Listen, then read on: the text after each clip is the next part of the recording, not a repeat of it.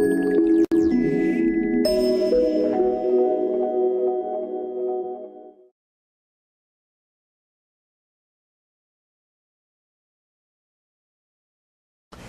right. Well, good evening, everyone. I'm glad to see you here.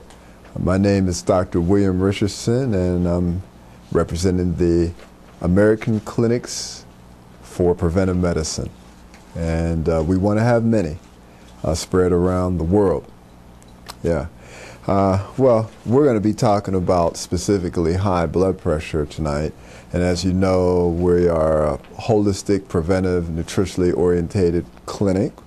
We do clinical medicine. If somebody comes in with a heart attack, we know how to deal with that. Dial 911, send them to the emergency room. But I also work in emergency rooms too, so I get to see both ends. I get to see the end results of high blood pressure, diabetes, high cholesterol, and all that sort of thing. And get to treat people on that end too, which is exciting sometimes. But we want to avoid that type of excitement, don't we? Yeah. My background starts with wanting to be a physician since I was 3 years old because it looked like it was fun to talk to people and deal in science. Have something to talk about to people so I could have an excuse to talk to people. And so majored in biochemistry and minored in math and physics, got into medical school, Temple, graduated in '79, and then did internship, 2 years of internal medicine, and then 2 years of preventive medicine. Now, really, I would still be in school now if I could. It's a very safe haven. But that's 5 years of postgraduate training. Now, during the last 2 years, or 1 year, the year before the last, I was in a hypertension fellowship program at the University of Alabama in Birmingham. Frankly, what they were doing were using humans to experiment their drugs on. And I didn't quite go along with that, so the head of the department said, "You're very busy. Don't you have something else to do?" Hint, hint. I said, "Yeah, sure." What they were doing was importing people from other lands, frankly, scientists to do experiments looking for another drug. And they had all these drug trials going on. And one time in my preventive medicine department, somebody accidentally came to my floor, and they were one of the human guinea pigs, I'll just say it like that. And I said, I inquired about what he was there for. He said, "Well, I'm getting free treatment for high blood pressure." And they switch drugs every 6 weeks or 8 weeks or whatever. I said, "Really?" I said, "What did you eat for breakfast?" And he said, 3 sausages, 5 pork bacon pieces, and 5 eggs. And what did you eat for lunch? Hamburger or cheeseburger. Sometimes I can't make up my mind. French fries and a large Coke. What do you eat for dinner? Fried chicken and fried okra. I said, very interesting. So basically, they weren't really trying to help folks. They were just experimenting on them so they could make that big drug money. And what I did, on my paper I had to write for the Hypertension Fellowship. The paper was how to reverse how to reverse high blood pressure, how to prevent and reverse high blood pressure. And I gave a lecture to them. And during the lecture, I discovered that in lands, pre-Western lands, like in ancient Europe, ancient Africa and whatnot, they absolutely didn't have any high blood pressure. So I presented that to the class, to the other group of scientists, and my conclusion was about 85 to 90% of high blood pressure could be totally prevented or treated without drugs, ultimately. And that didn't go too well with them. Now, I thought it was great, so I didn't notice it didn't go too well, because I couldn't imagine why it wouldn't, if their intent is to really help people stamp out high blood pressure. But apparently that wasn't their intent. It surely wasn't that their intent with that gentleman I saw eating all that bad food and being experimented on for drugs so they could make their drug money. So that's pretty interesting. And then hardening of the arteries, I also had a kind of another awakening with that. It was 3:30 in the morning, and I had to hold at the Mercy Hospital in Pittsburgh, I had to hold this person's aorta.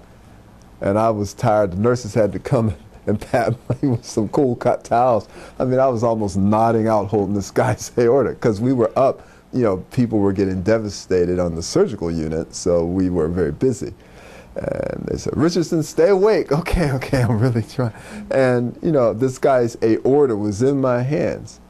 And then when they finally did the bypass and they looked in the aorta, it looked like grizzle. It looked like bacon, eggs, and chicken fat. And then I went and got all these books from the medical library. I said, this is ridiculous. What the heck caused this? So I got all these books on hardening of the arteries, and I read it. And I had a very beautiful redhead, must have been Irish, resident who was over me at that time, because I was an intern. And she said, I'm impressed. So I'll never forget those stories. But high blood pressure, it's a very interesting disease. If you look at, for instance, African populations, about 1 in 3 African Americans and 1 in 5 European Americans in America have high blood pressure. If you look at the patterns of high blood pressure in South Africa, the rural blacks have very little high blood pressure, and then it quadruples when they move to the city. Why? Because, you know, your grandmother doesn't live down the street, you have to deal with city life, you have to deal with fast food, no exercise, all that sort of thing. A quadrupling. And then when medical missionaries from the West first came to Africa in the year 1900, not one case of high blood pressure could be found on the whole continent. Not one case. I was amazed when I presented this data. I thought it would be so well received, but of course they wanted me to be busy doing other things, not telling that. So we want to define high blood pressure. High blood pressure is the increase in systolic and diastolic measurements in millimeters of mercury, because the mercury is pushed up. You've seen the sphygmomanometer. Can everybody say sphygmomanometer? Okay, that's pretty good. I had to practice it a few times. You guys are smart. And what's a normal blood pressure, by the way? Or less, to a certain limit. You want to, in the emergency room, when the blood pressures are dropping, we'd like to at least have it above 90, the top one above 90. Now you can have isolated systolic hypertension, which actually the top number is systolic, bottom number is diastolic. So the top number is the force of the heart, the cardiac output, putting that force out there. Cardiac output is, well, that's physiology. You probably don't want to hear it, but I'll finish it. It's defined by contractility of the heart, which is the force of the heart beating, and the heart rate.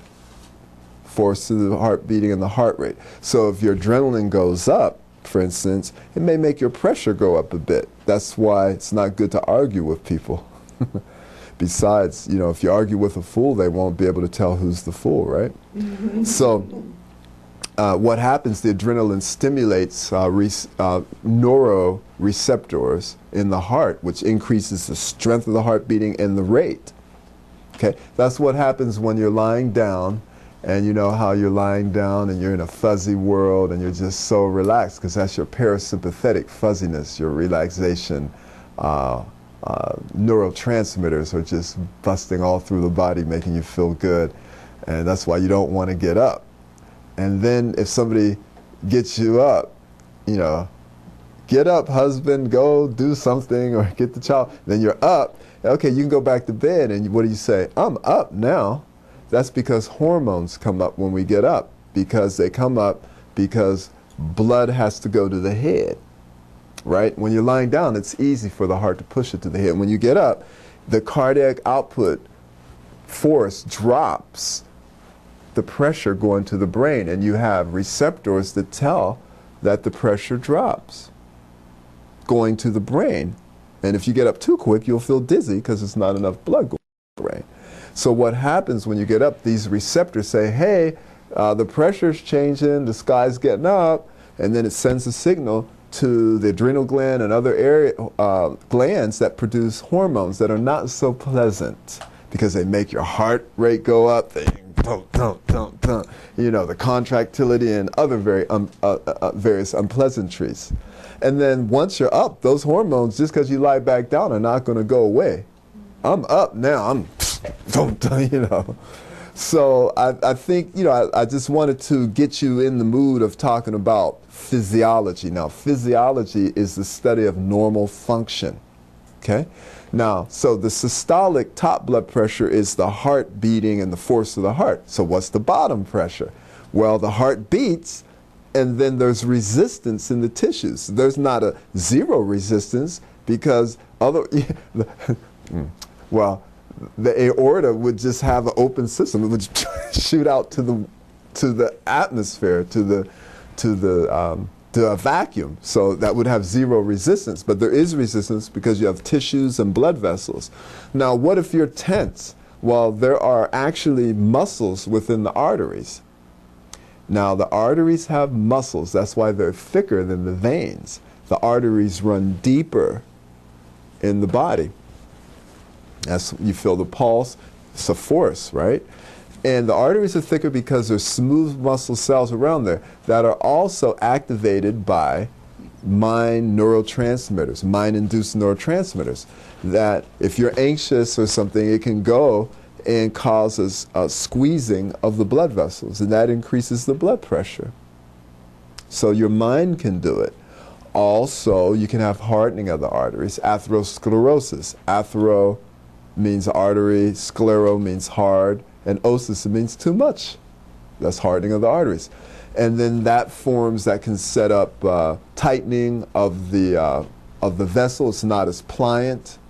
It's not as resilient. It becomes hard and crystallized as it goes on.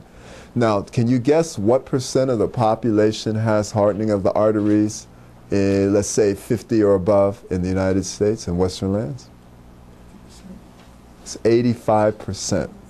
85% of people in their 50s or over have hardening of the arteries. In the 40s, it's 71%. In the 30s, it's 60%. In the 20s, it's 37%, and under 20, it's 17% of all Americans have hardening of the arteries, typically, if you eat the typical American food and live that lifestyle. So that hardening of the arteries then increases what we call the total peripheral resistance. Periphery is outside, the central areas where the heart is. So the heart's pumping, and then that resistance goes up. And that's another factor in high blood pressure. Okay? Now, are there symptoms always in high blood pressure? Oh, my mic fell. Are there symptoms in high blood pressure always? No. And that's why they call it the silent killer. You could be walking around. I've seen people walk around with blood pressures 220 over 112 and don't even know it. Yeah? So, but what are the symptoms of high blood pressure? Dizziness, headache. If you're having a heart attack, chest pain. If you have clogged up arteries in the heart, and the heart has to beat harder to push through the plaque and that total peripheral resistance, then you're increasing the oxygen demand of the heart. And how's oxygen carried to the heart? By the coronary arteries. And if they're clogged up and you're increasing the demand, you're going to get a Charlie horse in the heart, and that's angina pectoris. Pectoris means chest, angina pain. Okay? And that's why we give nitroglycerin under the tongue. It can lower the blood pressure, but basically nitroglycerin relaxes all the smooth muscle cells in the body, so then the heart has to work less hard to push. And that's how it decreases chest pain from heart disease. You can get emotional problems, restlessness. It can cause cloudiness, headache. It can cause a stroke. because the blood pressure, first of all, every time the pressure's up, it's like a vicious cycle. Hardening of the arteries causes high blood pressure. High blood pressure, wearing out the arteries, damages the arteries and causes high blood pressure. Or high blood pressure causes hardening of the arteries. Anyway, they each cause each other. So in the brain, then you could have hardening of the arteries generated by high blood pressure, and if the blood pressure pushes through there, it could burst and get a aneurysm. So anybody who has aneurysm wants to keep their pressure mellow. Another way of stroke is a clogged up artery. Yeah, that's thrombotic stroke. All right, so, and also it can cause kidney disease. It can cause kidney disease, and hardening of the artery, literally, and high blood pressure generating it, and diabetes as well, are the #1 and 2 causes of chronic renal disease, needing dialysis. Those dialysis units are popping up lickety-split. It's ridiculous. And, you know, who wants to be stuck on a dialysis unit, really? So what causes high blood pressure? Well, poor diet, obesity in some, high salt, high fat. Now, does everybody know the story about why African Americans in particular, some of them are statistically have higher rates of being sensitive to salt? Because in the Middle Passage, you could survive better if you could hold on to salt. So there was a selection, a natural selection. People might die if they can't hold on to salt and water. But if you can hold on to salt and water, then you're more likely to survive the Middle Passage. So therefore, African Americans have a higher rate of being sensitive to salt than, say, the population in Africa or Europe. What about low potassium and magnesium intake? Low potassium and magnesium intake, which are mostly in fresh fruits and vegetables. Okay? Certain nutrient deficiencies, calcium deficiency,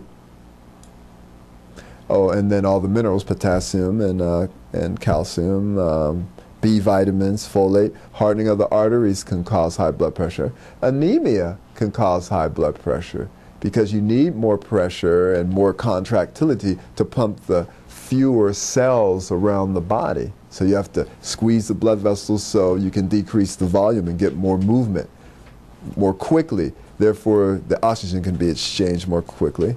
Lead and cadmium, 2 heavy metals that we get rid of with chelation therapy, can literally make your blood pressure go up. Lead and cadmium. In fact, as women reach middle age, lead is stored in the bones as well as cadmium, but lead especially in the bones. Modern people have 10,000 times more lead than pristine, quote, pristine ancient people. And the lead deteriorates as the bone breaks down from osteoporosis. And in peri and postmenopausal females, lead is released in the blood and causes high blood pressure. How do you get rid of it? With chelation therapy. And you can decrease the bone deterioration by a more vegan-orientated diet. Does everybody know what that means? Yeah, the prime vegetarian diet. Because the flesh foods cause sulfuric acid in the blood, and that is causes the kidneys to neutralize it by pulling calcium from the bones. And then you get more kidney stones because the calcium is discharged to the kidneys. So that type of diet is also associated with kidney stones for the same reason. Deep, huh? You didn't know you'd be so understanding of physiology. I should be a teacher in a medical school, shouldn't I? Okay. Alcohol alone can cause high blood pressure. Alcohol. And 1 drink a week of alcohol can increase the chances of breast cancer in females. That's pretty deep, isn't it? Caffeine and cigarettes can cause high blood pressure. And of course, illicit drugs like cocaine can. Many people have gotten strokes with cocaine and things such as that. Okay, so the mortality risk, high blood pressure kills probably 75 to 100,000 people per year in the United States. It's a major factor in at least 1/4 to 500,000 other deaths. We talked about totally in America, about 1 out of 4 Americans have high blood pressure. It's a major cause of heart attack, stroke, congestive heart failure, because what happens with congestive heart failure, if the blood pressure is elevated and you don't feel it, you're fine. The heart feels it because it's got to push against that higher blood pressure. And it gets abnormally enlarged until it reaches a negative point, and it becomes less efficient in pumping blood. And the percent blood coming out per pump decreases. And therefore, you get fluid accumulation in the lungs. And you get congestive heart failure from untreated hypertension. So normal is normal is normal. Just because you feel good doesn't mean anything. Most of the people walking around who are HIV positive feel and look great. So the problem with drugs, now note, the highest blood pressure I've ever seen in my life so far was about 280 over 180. And that person was in an emergency room bed grabbing their chest and grabbing for me, "Doc, help me. My chest is hurting. I can't breathe. Help me." Man, I gave that guy nitroglycerin. I gave him Lasix IV. I gave him morphine. I did so much stuff to him. Give him this, give him that, give him that, give him this, and give him some more of that, and keep that guy alive. And then we put him in the intensive care unit. And then the last time I saw him, he was just standing around. Say, "Doc, come here. How you doing, man?" I said, "Do I know you?" He said, "Yeah, I was down there that day." I said, "Okay, well, I'm glad to see you survive." So, you know, certainly when you have that type of level of high blood pressure, it's really good to treat it with drugs. That's what they're for. And they worked on that guy. And then we can get his diet together and everything. And it's now borderline blood pressure coming in my office, I don't necessarily treat with drugs. Some doctors will, because I expect people to change their lives and get it together, you know. And in my office, you know, one of the main things we have, people always are getting dizzy in my office, at least earlier, because when they do the chelation, when they do the dietary changes and they get themselves together, their blood pressure's dropping. They don't need the drugs anymore. I remember the first time that happened, this elder, he was on 7 drugs for his heart and blood pressure. He said, "Dr. Richardson, I don't feel good. I feel kind of dizzy." I'm like, my goodness, what have I done? You know, like, do no evil, right? Do no harm. That's a Hippocratic oath. I said, what have I done? I went all those years of school, and here this guy's not feeling great. And I measured his pressure, and it was like 90 something over. I said, okay, I think we need to decrease these drugs. And then 2 weeks later, "Doc, not feeling good again." Lower the drugs. So now I try to get the people more involved as soon as you feel something and start cutting back. You know, it's really a pleasure. I've gotten so many people off of drugs, it's not funny. I don't think the drug companies would like me too much. Yeah, but it's really true. It can be reversible. Now, there are a few cases of people who have secondary high blood pressure. Most high blood pressure is primary, and we call it essential, and that's generated by the industrial big city complex. And it's not just in America. You go to Nigeria, Lagos, nothing but Africans in that city, and in the cities they have high blood pressure. You go to the country in Lagos, low blood pressure. It's the same theme, same type of theme. The problem with high blood pressure meds, they can have side effects. They don't always work. They can cause disease. One popular drug, hydrochlorothiazide, which is a thiazide diuretic, okay, blah, blah, blah, blah. It can cause kidney cancer in some people. You've heard that? Yeah, and you're the only person who just about knows that besides me, almost. I mean, Dr. Douglas Collins, who's a noted hematologist, oncologist, lectured to us and told us that. Brilliant man he is. It can cause hip fractures because diuretics can cause osteoporosis. It can cause worsening of gout. It can cause mineral deficiencies and whatnot. It can cause diabetes even because it can make the sugar up. Some blood pressure pills make the sugar up, the cholesterol go up as well. And some high blood pressure pills can lower coenzyme Q10. So coenzyme Q10 we usually do recommend. And then cholesterol-lowering drugs cause cancer in mice and rats, and it can drop the coenzyme Q10 deadly low, give you muscle aches and everything. And, you know, we can, in our clinic, we have cholesterols drop from 296 down to 146, 136 by dietary manipulation. And we have cholesterol pooling agents that are of herbal nature. And they're not even to be used totally. But the few cases of high blood pressure can be caused by tumors, pheochromocytoma, different things, setting out certain bad hormones. But that's very rare, really. Most high blood pressure is essential. Okay, and then in particular, you notice African Americans, I just want to say this, between the ages of 24 and 44 are 18 times more likely than European Americans to develop kidney failure due to hypertension. 18 times. And part of it may be that salt retention, it may be poor diet, less fresh fruits and vegetables. A study was done in the 60s, which I think is interesting. They compared in Mississippi young Caucasian females and black females, preteens to teenage years, and they measured their dietary intake, and they were equal about in the salt, but the Afro-Americans had a lower potassium intake because they ate less fruits and vegetables, or eat more of the meat and all that sort of stuff. Okay, so we went over why it can be a silent killer because you don't feel it. And the first sign of a high blood pressure in some people, if you don't have it measured, which you should be on top of your high blood pressure. It's funny, about 3/4 of a year into me being a hypertension fellow, it just occurred to me I hadn't measured my blood pressure in years. I said, boy, wouldn't it be ironic?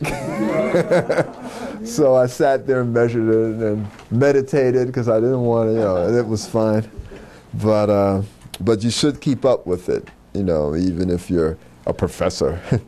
You can be susceptible too. So the first sign of high blood pressure, if you don't know what it is, can be a stroke. It can be loss of vision, heart attack.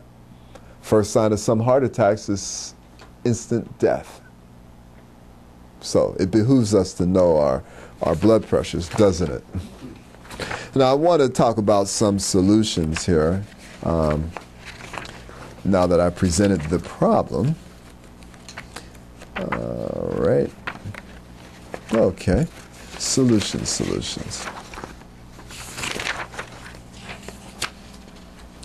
Okay. Well, first of all, sound medical management is important.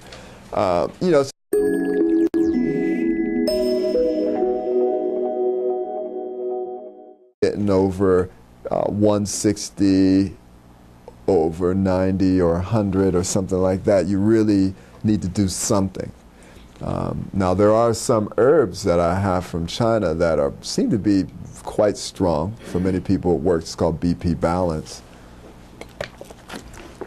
And and then what I'll do sometime is use a smaller amount of drug and add other things, especially our disease reversal program. And the big thing is chelation, which we'll talk about later.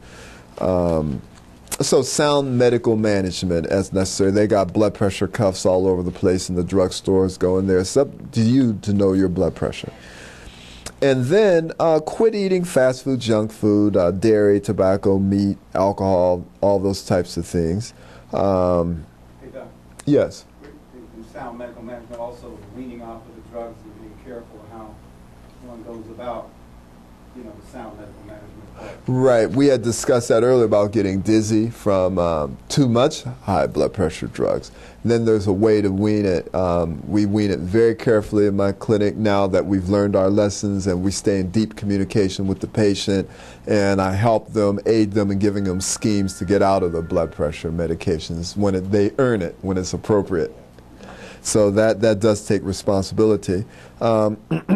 Stop being hypnotized and manipulated by the advertisements. That's one reason I don't have cable in my house, because I have 6 children, and I just frankly don't want them to be affected by this culture's, by the negative side of this culture. There's of course a positive side as well, but they put too much negativity on TV. Diet is very, very important. All you need, diet can even reverse hardening of the arteries, and when you do that, you can get a decrease in blood pressure. A low-fat, high-fiber diet, and cut out all the cholesterol. That means more vegan diet. Cholesterol. Now, cholesterol is a double-edged sword. Of course, it's good because it's a precursor to sex hormones, and none of us would therefore be here without cholesterol. Number one. Number two, it smooths out the blood vessels. And it's better to have a cholesterol 140, you get a little smoothing, but if you have a cholesterol of 280, it's going to lump it. So that's really how that goes. Stress reduction management, meditation alone can lower blood pressure. 20 minutes twice a day. Transcendental meditation has done studies with that. That organization has. And regular meditation as well.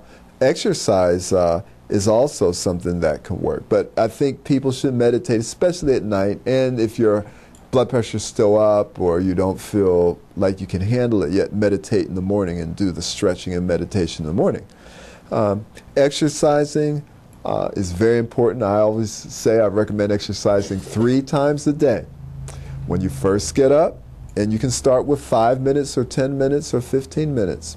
Do some stretching, a few jumping jacks. You can put some music on. You can put James Brown on, Led Zeppelin, The Temptations, whatever pulls your cord, or all the above is best. And then take a walk in the middle of the day, and then at night do relaxation meditation. That's exercising 3 times a day. It increases oxygenation to the cells. It just burns body fat. Obesity is independently associated with hypertension.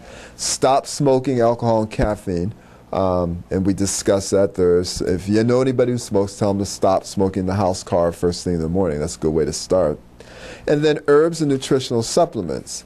Calcium, L-carnitine, selenium, essential fatty acids, vitamin C, B vitamins, lecithin, vitamin E, coenzyme Q10, garlic, hawthorn berry, parsley,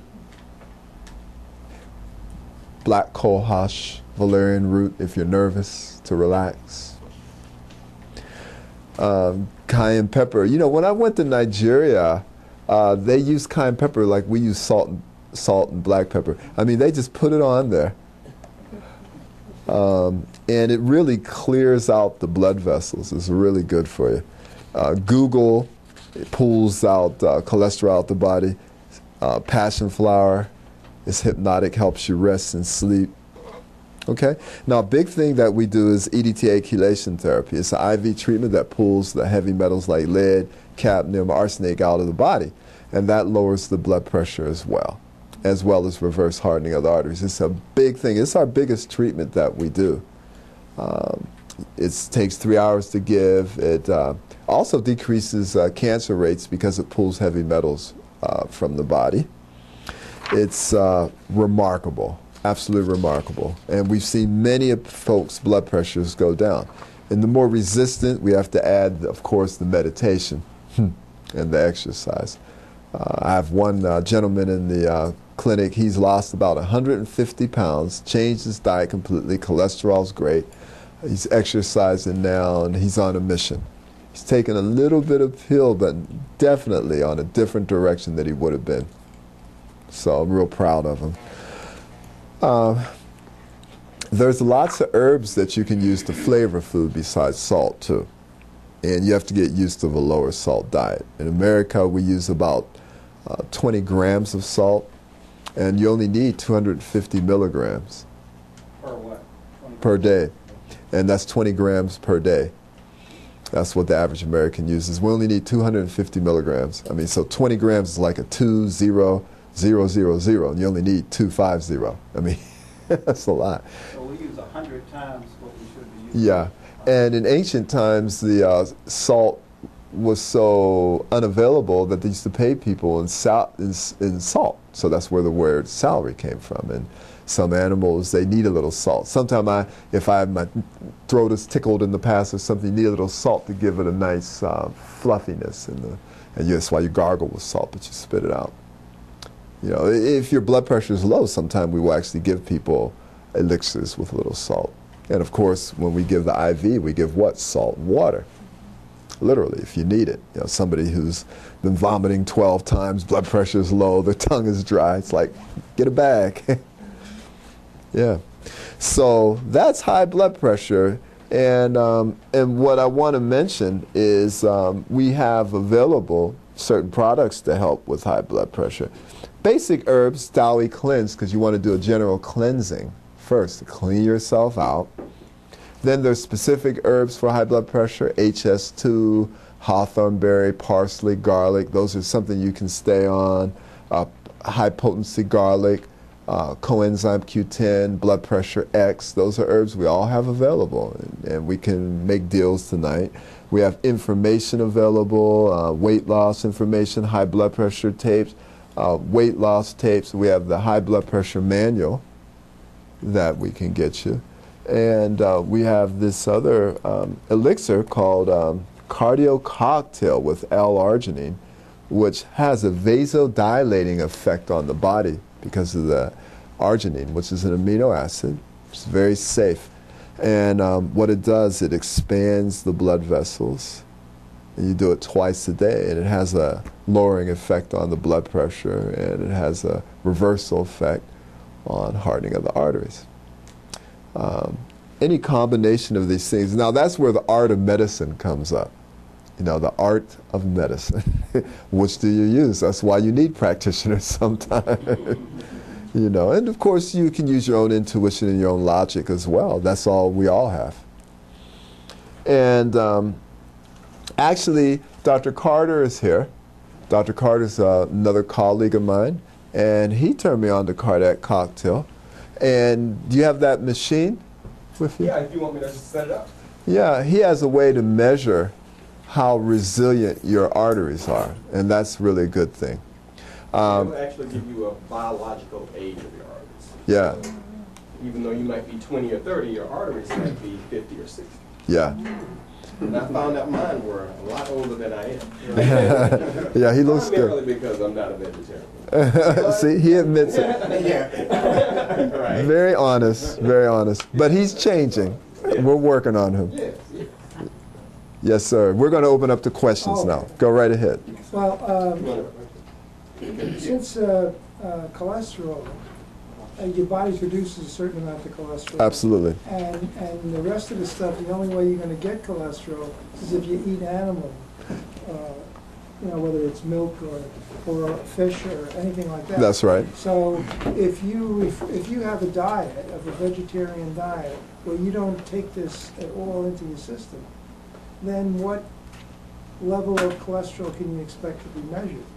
About 125 to 170. Now remember, the lab used to say less than 300 was normal. Remember that? My friend Ken Johnson is a lab expert. And then they decreased it to 250, and now it's less than 200. But they're still wrong. It's 125 to about 170. And even 170 is a little high maybe. But then the LDL cholesterol, they say, should be less than 130. That's not true. And then they say for people with risk factors for heart disease, it should be less than 100. Everybody should be less than 100. Yes. That's the bad cholesterol, yeah. Is there a difference for the cholesterol for females versus males? That's one. Two, for African American females, males than European. And what are the charts that they give us are based on what statistics? The charts are based on first of all, they were based on what they see in the general population, all collected. And then they started putting in what they think is normal, which is what I do. Okay, to find out what normal is, you'd have to go to some remote African tribe or something where they still are naked, you know, and therefore they're not westernized. The answer to the question about the race, I have not seen a difference with that per se. No, male and female, yes. The females generally seem to have higher rates of good cholesterol, which is one reason why they live longer to a certain extent. That protection seems to go away post-menopause somewhat as you get older, and that's why actually females have higher rates over 70 of heart attacks than males. What Yes. we also want to notice on that is the more information you have about this, the better. You know, we're talking about cholesterol, and we're talking about a vegan diet. That's nice. That's good. that's to be had, but what about trans fatty acids? What about hydrogenated oils?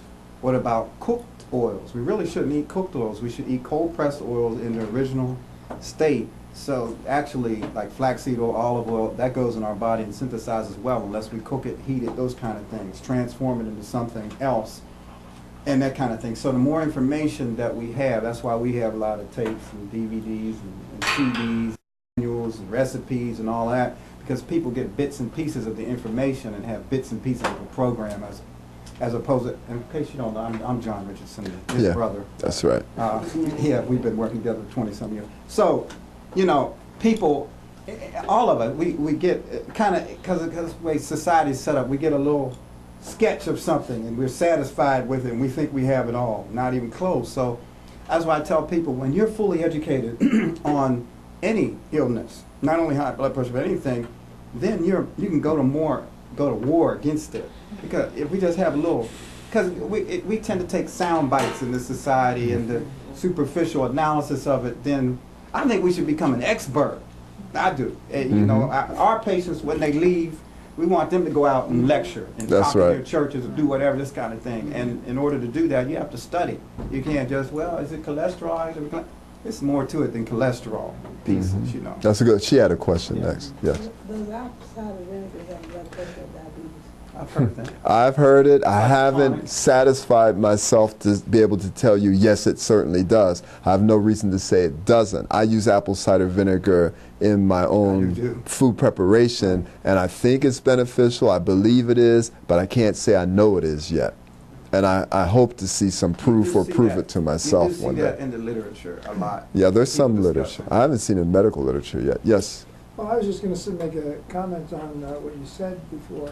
There was a doctor that wrote a book on the very fact that he stresses that almost all diseases that you get are due from processed oils. And he went and studied indigenous people all over the world and found out that he said this is what the only thing that was the difference than the other people outside of that and stress. But he said rave diets. Yeah, the rave diet addresses that. And then some people have also studied that. I mean, the indigenous people all around the world had it going on, to tell you the truth. In ancient Europe, it was the rich aristocrats who could afford to get the refined pastries who got sick, not the general population. In Zaire, well, Congo, it was Mobutu Sese Seko. He lived high on the hog. He was a greedy ruler, and he died at 66 from prostate cancer when his countrymen never got that. Many examples, yes. You hear people that have like high cholesterol that not to eat too many greens. Have you heard that? I have not. Absolutely yeah, not. I'm just wondering where that comes from. Oh, we can't eat too many the greens and things. Well, what they may be eating, what they may have is, they may be taking Coumadin. Okay. Rat Coumadin poison. thinner. Yeah, it's a blood thinner, and Blood thinner. That's right, what it's it the is. Coumadin, and the greens have vitamin K, which is an antidote to the Coumadin. So you're trying to thin the blood, and here you're taking greens with the vitamin K. And then what you have to do, if you want to eat greens, you just got to take more rat poison. See, all drugs are, well, I'm sorry. If you had a blood clot, a pulmonary embolism, and you had a deep venous thrombosis, I will write you a prescription for rat poison because it will save your life. But you just have to get it regulated, and I've done that, Mr. Frank. I mean, it saved his life. But all drugs are poisons with desirable side effects. But also, let's understand, greens, especially raw greens, is a way to deal with the whole thing. Yeah, it is. Raw greens. Raw green, what? I hate to see people. Cows eat, the gorillas I hate to eat. see people come to my office on Coumadin. It's like Yeah, because we can't. just go crazy on the greens. But eventually, we up the greens a little and up the Coumadin a little, and eventually we want to get them healthy enough to get off the Coumadin. Now, there's one lady who had like a valve replacement who's going to be stuck on Coumadin forever, but she's balancing it out there, the best she can. But that is the detail we try to stress, notwithstanding the blood thinner thing, but the diet. People don't know the diet. Are you vegetarian? No, that's not the program. No, it's more to it than that. It's the greens, it's the raw foods, it's Whole the food. juicing, it's all kind of and stuff like that. That's what we have, the recipes and the manuals and the DVD. Because, like I said, people come in, I'm a vegetarian, I should be. No, it's not. Yeah, we met one guy, he was eating so much trans fatty acids and junk food, and he was eating no meat, but he literally had caked full of arteries. And now it's reversing, thank God, with the chelation therapy and the change in diet. Nice guy, too. You know what I'm talking about. Yes, ma'am. About decaf coffee. You just love, do you love, you know, they said when I went to medical school that I wouldn't get through medical school and residency without coffee. And I did, because I consider it a drug. You know, I took 1 cup of coffee one time and it sped me up and then crashed. I'm like, oh no, no. But the whole thing with it is that sounds like a bit of a habit to a particular culture to even want. Now, the most I do with coffee, I have to admit, one thing. I love smelling the beans. Oh, it just gives me a natural high. You know, but I don't take it. Also, it's a great enema for the liver. Right, colorectal. and we use it for Best cancer way and stuff to like get the that. liver out. Yeah. We never drink it. We take Yeah. enema with it. Yeah. We smell it. Is that Yeah, that's right. Now, I mean, there is organic, if you're going to do it, organic decaf is better. Of course, not the chemical decaf if you're going to do it. And, you know, it depends on if you don't do it too much, it probably won't hurt you, you know, but, substitutions are herb tea, right. ginseng, all kind of things. Peppermint Yeah. tea, hibiscus, red Yeah, zinger, green tea is supposed to be really good. and white tea is even better. Even better. Yeah, it has more antioxidants. Yeah, white tea from China and red bush tea from South Africa are very high in antioxidants, both of those two. Red bush tea in Southern Africa, yeah, and white tea from China. So I miss part of the coffee part, but as you're saying, like the regular Folgers or whatever, just stay away from it completely. Yeah, I mean, to me, what I do when people come into my disease reversal program, I change their whole outlook toward diet. Because, I mean, think of what the typical diet is here in America. It's eggs, you know, sausage, donuts, pastries. I turn, and then coffee with it. And what I do a way of behavior modification that makes you, it's just, you don't even want to do it. You want nothing to do with the whole idea of what people would consider normal food here. Totally flip it. Yeah. So how is it bad? What is it? Is it the toxicity? In what? As far as the coffee or the caffeine or both? The caffeine stimulates the cardiovascular system, and it can increase the heart rate, the total peripheral resistance, the blood pressure, and things such as that. Also, it can cause fibrocystic disease of the breasts. It may be linked to breast cancer. It can cause fibroid, uterus, all that sort of stuff. We're talking about the organic kind now, decaf. Organic decaf is different. Of course, it won't do all that. I would drink one today. She's telling me to be okay from the doctor. It's okay. Well, I'm just asking, so I can give it up. Is 1 cup a day bad? Is what For regular coffee?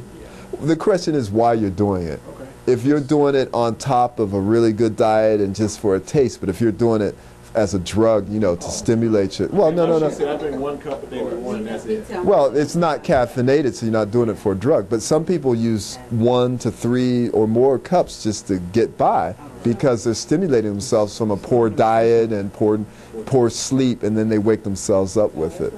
You know, it doesn't add to your nutritional program, period. So eliminate it. That's it.